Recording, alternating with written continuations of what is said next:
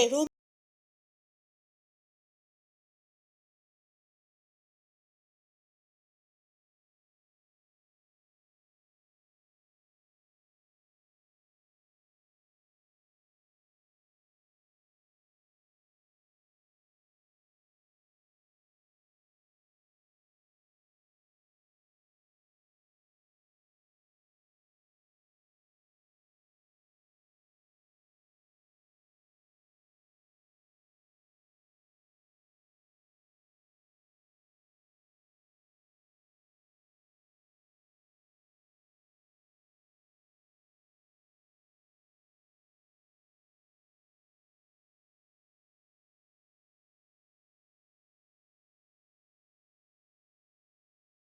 দাইলখিনিৰ ওপৰত প্ৰয়োজনমতে নিমখ, হালধি, জিৰা গুড়ি, ধনিয়া গুড়ি, তেজপাত, পানী আৰু সামান্য মিঠাতেল দি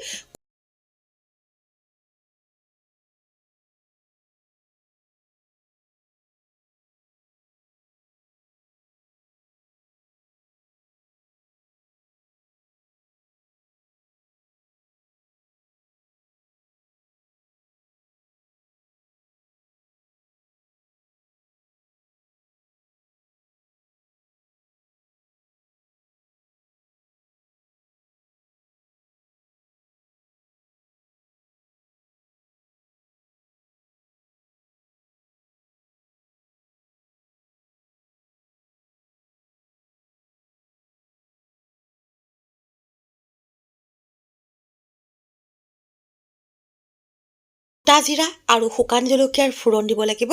তাৰ পাছত মিহিকৈ কুটি লোৱা পিঁয়াজ আৰু নহৰুখিনি দি অলপ সময়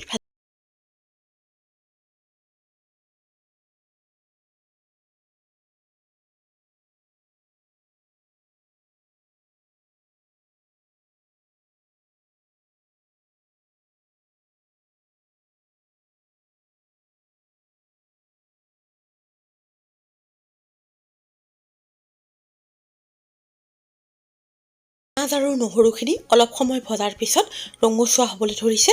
এতিয়া তাতে 1 চাহ চামুচ চেনি দি ভালদৰে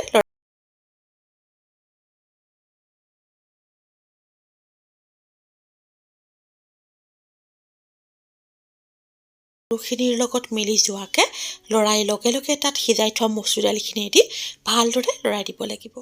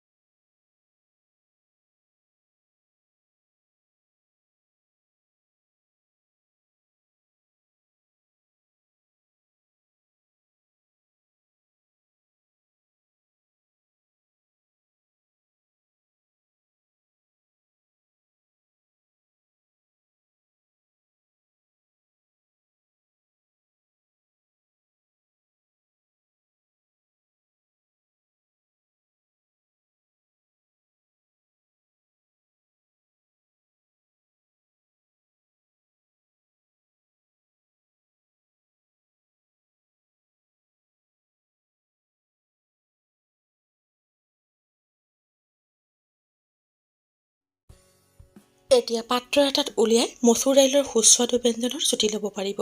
ৰুটি বা নানৰ লগত এই ব্যঞ্জনবিধ খাবলৈ বৰ সোৱাদ হয়। আপোনালোকৰ যদি মোৰ এই ৰেচিপিটো ভাল লাগিছে তেনেহ'লে কেতিয়াবা এনেদৰে ৰান্ধি খাই চাবচোন আৰু কেনে পালে জনাবলৈ নাপাহৰিব। প্ৰিয় দৰ্শক, মোৰ এই চেনেলটোত বিভিন্ন ধৰণৰ সুস্বাদু ৰেচিপিৰ ভিডিঅ' আপোনালোকে চাবলৈ পাব। এতিয়াও যদি আপোনালোকে মোৰ চেনেল এৰোমা অফ আছামিজ কিচেনক ছাবস্ক্ৰাইব কৰা নাই, অনুগ্ৰহ কৰি ছাবস্ক্ৰাইব কৰিবচোন আৰু লগতে কাষত থকা বেল আইকনটো টিপি দিব। তেতিয়া মই পোষ্ট কৰা প্ৰতিটো ৰেচিপিৰ নটিফিকেশ্যন মই ভিডিঅ' পোষ্ট কৰাৰ লগে লগে আপোনালোকে পাই যাব। মোৰ এই ৰেচিপিটো যদি আপোনালোকৰ ভাল লাগিছে তেনেহ'লে লাইক আৰু কমেণ্টৰ জৰিয়তে জনাবলৈ নাপাহৰিব।